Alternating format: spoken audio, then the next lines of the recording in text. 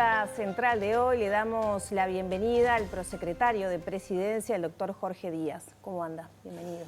Bueno, buenas noches, muchas gracias por la invitación y buenas noches a la audiencia. Un gusto conversar con usted. Bueno, uno de los temas que está sobre la agenda en estos días tiene que ver con la situación de Cardama. Esta mañana la ministra de Defensa, Sandra Lasso, dijo acá en Canal 5, anunció la suspensión de los pagos y por otra parte aseguró que es muy probable que el contrato caiga en ese proceso que se venía dando. Desde Presidencia, ¿qué pasos se están dando por estas horas, Díaz? Nosotros desde Presidencia lo que estamos haciendo es colaborando con el Ministerio de Defensa en todo el proceso que se inició con el acto administrativo dictado por el Poder Ejecutivo, firmado por el Presidente de la República y la Ministra de Defensa, que ordenó a los diferentes organismos del Estado a iniciar las acciones para preservar el patrimonio uruguayo en función de que en ese momento habíamos detectado la existencia de un fraude contra el Estado uruguayo y se dispararon una serie de acciones en diferentes niveles. En el plano penal se hizo una denuncia penal que ya tuvo al día de hoy 2 ampliaciones.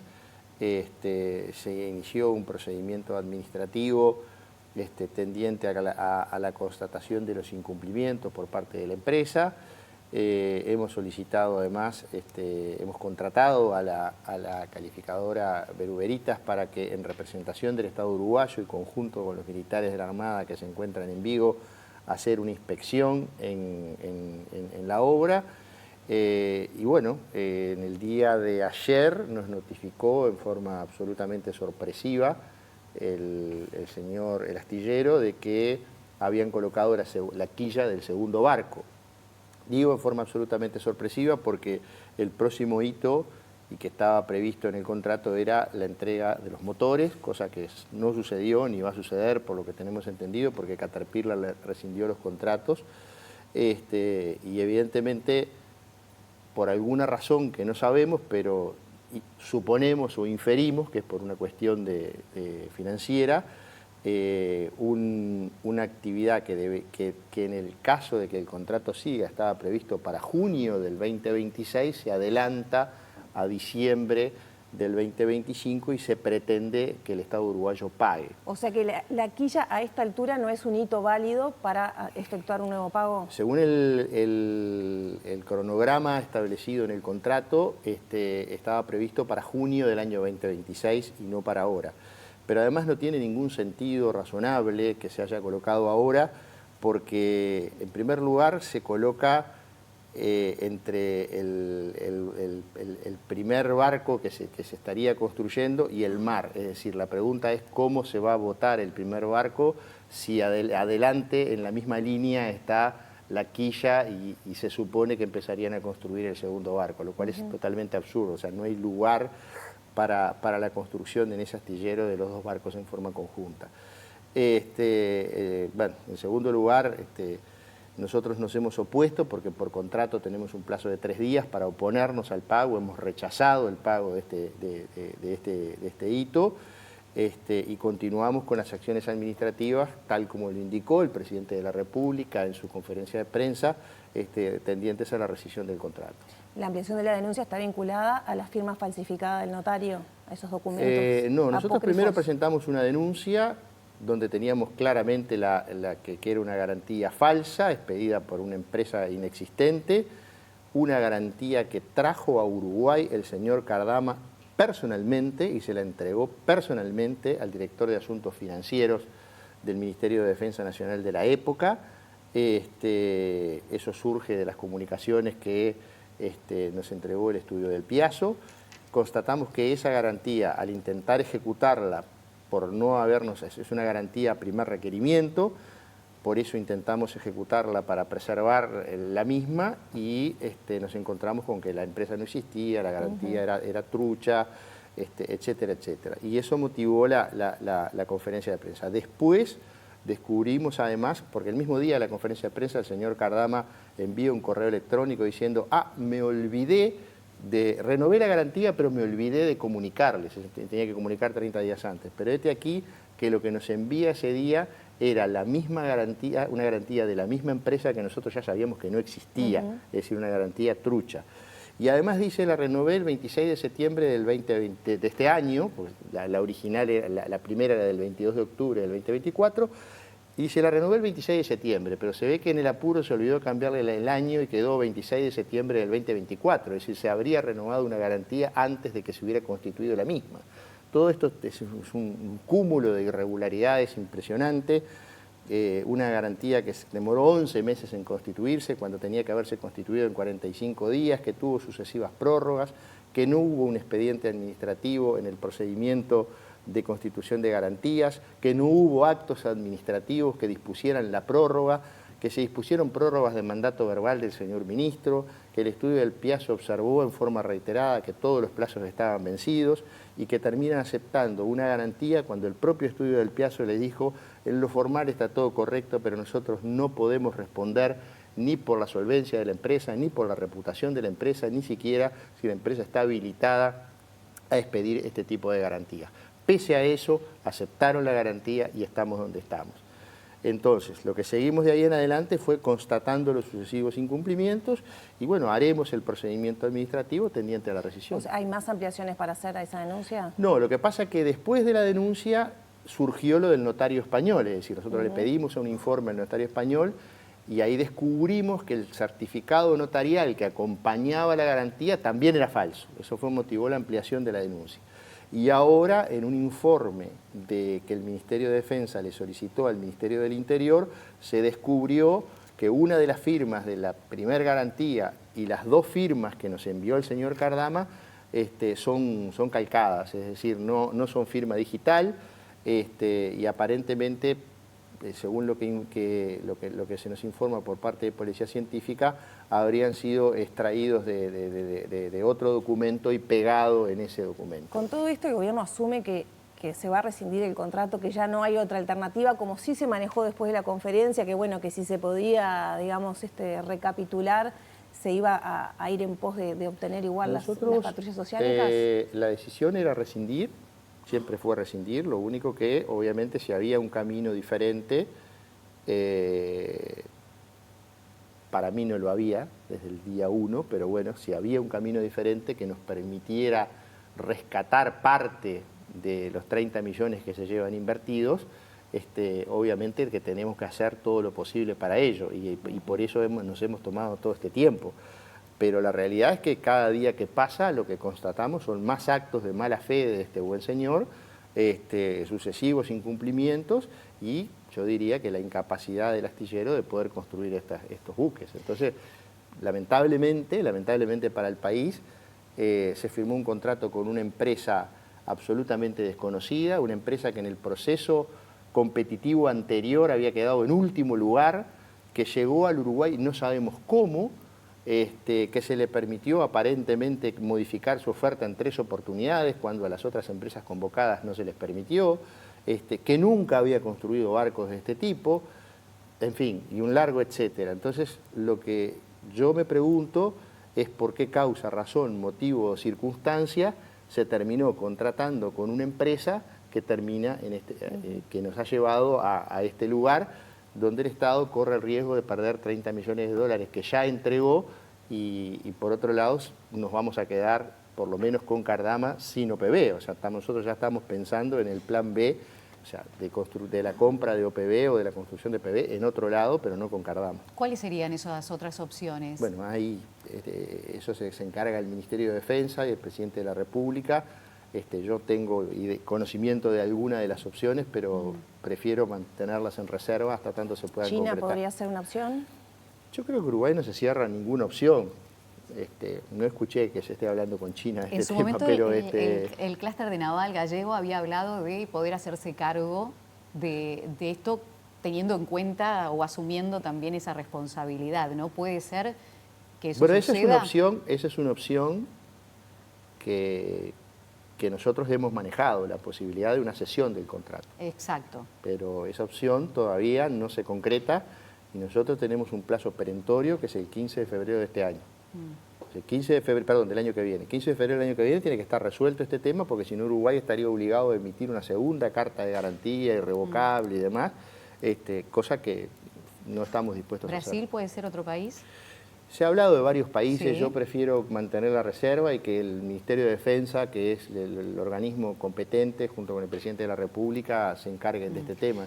Nosotros como Prosecretaría lo que estamos haciendo es dando todo nuestro apoyo técnico, en tanto como organismo que se ha encargado a nivel internacional de los arbitrajes, tenemos los contactos con los diferentes estudios en diferentes partes del mundo, hemos hecho ese nexo y ese apoyo logístico al Ministerio de Defensa para facilitarle toda la tarea, pero está claro que quien toma las decisiones es el Ministerio de Defensa con el Presidente de la República. Habló el Presidente de la República. En algunas de sus declaraciones habla de lo que ya se venía anunciando, de lo que se había armado este comité para modificar el Código del Proceso Penal, o por lo menos revisarlo en su puesta a punto en estos casi 8 años, ¿no?, que lleva adelante. Habló de algunos puntos en particular, pero hizo un énfasis en los procesos abreviados. Como que, dijo, se abusó de aprovechar esa herramienta, teniendo en cuenta lo que se revisa hasta ahora. ¿Ese es el análisis que se hace en este comité? ¿Cómo Bueno, nosotros creamos un grupo de trabajo integrado por el Poder Judicial, la Fiscalía General de la Nación, el Colegio de Abogados, Ministerio de Interior, Ministerio de Educación y Cultura y la Prosecretaría de la Presidencia, que en realidad el grupo formalmente lo presido yo, pero de hecho soy el que menos ha participado de las discusiones. Hay un equipo de la Prosecretaría que está trabajando. Se hizo una revisión integral de todo el código. Esto no es la reforma del artículo 25, el 32 y el 45. O sea, se hizo una revisión absolutamente integral de todo el código. Estamos terminando, probablemente yo creo que en febrero se lo vamos a entregar al Presidente de la República para que el Presidente lo envíe al Parlamento. Siempre quedan cosas por corregir o tal, pero es una revisión integral, donde se modifican una serie de, o sea, se propone modificar, porque acá que yo quiero ser claro, porque después salen los legisladores y dicen, no, las leyes se hacen en el Parlamento, cosa que es parcialmente cierto, porque una ley tiene iniciativa, discusión, aprobación, sanción, promulgación y publicación, que son todas las etapas de una ley, y muchas de ellas se cumplen. Por ejemplo, iniciativa tiene el Poder Ejecutivo o cualquier legislador, la promulgación la hace el Poder Ejecutivo, la publicación la hace el Poder Ejecutivo. Es decir, no es solo el Poder Legislativo el que participa en el proceso de elaboración de una ley, si bien obviamente es el corazón de la misma. Y el proyecto que el Poder Ejecutivo envíe se discutirá en el Parlamento como corresponde. En esa iniciativa se proponen modificar unas cuantas cosas, algunas de ellas, por ejemplo, retomar algunos institutos que fueron derogados por la Ley de Urgente Consideración, como la suspensión del proceso a prueba. Sí. Se propone modificar una serie de institutos, se propone, en fin, separar la colección de evidencias de la colección de la prueba, que en el código actual están mezclados, en fin, toda una serie de cuestiones bastante, vuelvo a repetir, bastante detallada de todo el proceso, en un trabajo entre instituciones que fue por consenso, es decir, las normas que se proponen modificar fueron consensuadas. Algunas de ellas con el consenso total de los integrantes del grupo y otras con alguna disidencia que quedó establecida expresamente. Se incluyó la norma para no obstaculizar el trabajo, pero los organismos que participaron de la discusión se reservaron el derecho, obviamente, de decir, bueno, cuando se dé la discusión parlamentaria, no sé, el Poder Judicial o la Fiscalía o el Colegio de Abogados irá al Parlamento y dirá, bueno, sí, nosotros estamos de acuerdo con todas estas normas, pero con este artículo en particular no. ¿Pero usted entiende que hay un abuso de los procesos abreviados? No, yo no creo que haya un abuso del proceso abreviado. Creo que hay muchos procesos abreviados y también producto de que se eliminaron otros, por ejemplo, la suspensión del proceso a prueba y otras salidas. El sistema acusatorio es un sistema que no tiene una única salida, que tiene diferentes salidas. En general en el mundo tenés desde el acuerdo reparatorio, la suspensión del proceso a prueba, los procesos simplificados, los procesos abreviados, el juicio oral, es decir, hay un conjunto de formas de resolver un conflicto. ¿Pero hay cambios tendientes a disminuir la cantidad de procesos abreviados en estas condiciones? La verdad que no lo recuerdo de memoria, porque además... ¿No está identificado como un gran problema, entonces? No ha sido identificado como un problema por parte de las diferentes delegaciones, y bueno, sí, todos desearíamos tener más juicios orales, eso está claro, pero también es verdad de que en un sistema acusatorio el porcentaje de casos que llega al juicio oral no superan en ningún país del mundo el 5 o el 6 o el 7%, no pasa de eso. ¿Y acá? Quizá un 1%, si es el número que hay ahora, es un número muy bajo. Sí. Pero bueno, ahí también no es solo modificaciones al código, sino también modificaciones, por ejemplo, instrucciones en fiscalía, es decir, y además al proceso abreviado se llega porque hay dos partes, el acusador y el acusado, que se ponen de acuerdo en una solución. Yo creo que, a ver, desde el punto de vista dogmático se discute mucho, pero en la práctica ha funcionado y ha funcionado relativamente bien. El presidente también dijo en estas declaraciones que dio al canal... A mí me gustaría tener más juicios orales también, aclaro, mire Sí. que no disiento en eso, pero es una herramienta como lo es la eliminada suspensión de proceso a prueba y las otras. Todas son herramientas válidas. Ahora, ¿ha favorecido la superpoblación carcelaria los procesos abreviados? Yo creo que lo que ha cambiado es la composición de la población. ¿Usted se acuerda cuando se aprobó el código que se decía que era un código prodelincuente, que le ataba de manos a la policía? Bueno, con el mismo código empezamos con 11.000 privados de libertad y hoy estamos en 17.000. O sea que de prodelincuente y de atarle de manos a la policía no tenía nada. Yo creo que hay algunas modificaciones que hay que hacer en algunos aspectos para dar más garantías, porque evidentemente, por ejemplo, la separación, dejar claramente establecido que la defensa tiene potestades autónomas de investigación, que puede desarrollar su propia investigación y que cuando necesita alguna prueba pueda pedírsela directamente al juez sin pasar por la fiscalía, que es algo que hoy se discute, eso es un avance significativo y está en el proyecto, porque da más garantías.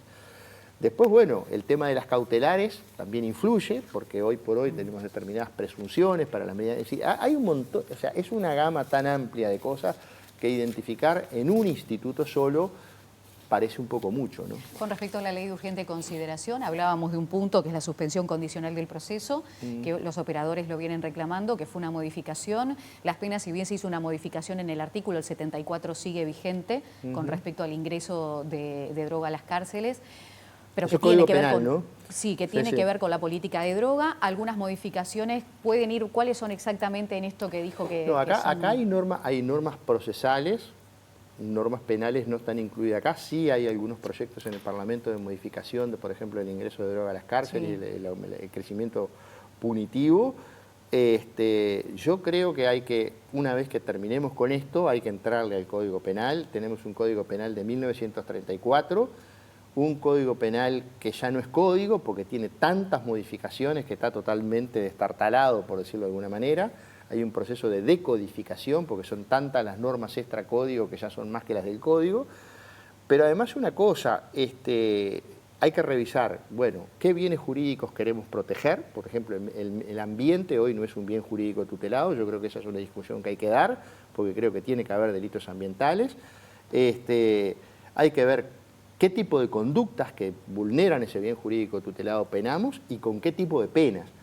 Porque hoy tenemos penas severísimas para algunos delitos y penas muy bajas para otros. Por ejemplo, que la máxima del homicidio sea de 30 años obedece exclusivamente a que se aprobó en 1934. Es decir, cuando había una expectativa de vida que prácticamente la pena de 30 años era casi una cadena perpetua. Hoy, una pena de 30 años y con algunos mecanismos liberatorios para determinado tipo de homicidios, yo considero que es una pena muy baja y que habría que modificarla. Díaz, ya tenemos que cerrar, nos quedan 30 segundos nada más. ¿Cómo llega hasta a cumplir este primer año de mandato? En realidad no es un año, sino desde marzo. ¿Con qué en el haber y con qué en el debe?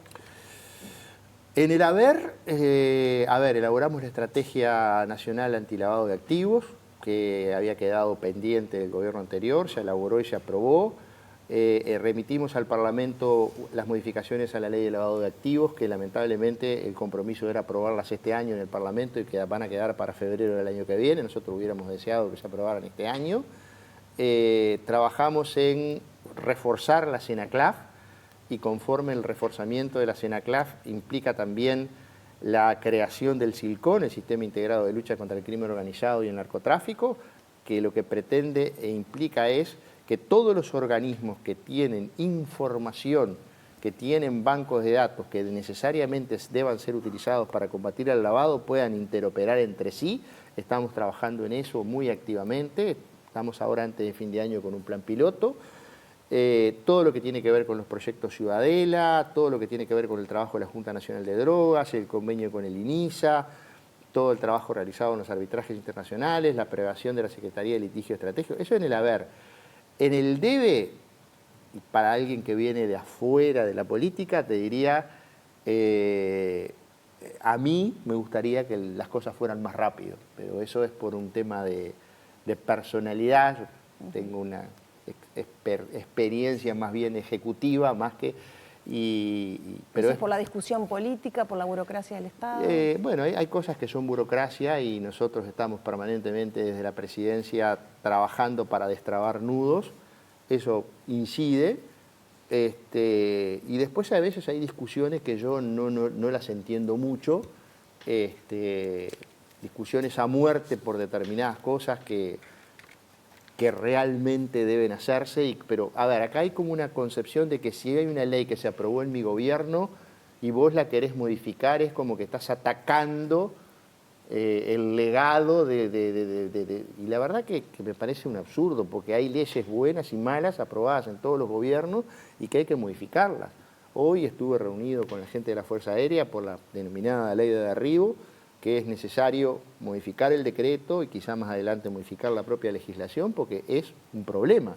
Entonces, dejemos de decir, como es mi ley o es mi bandera, entonces no se puede tocar. Sentémonos, hablémonos francamente, técnicamente, y los problemas se tienen que resolver, porque en definitiva trabajamos para los uruguayos, no para... O sea, yo creo, y esto sí es...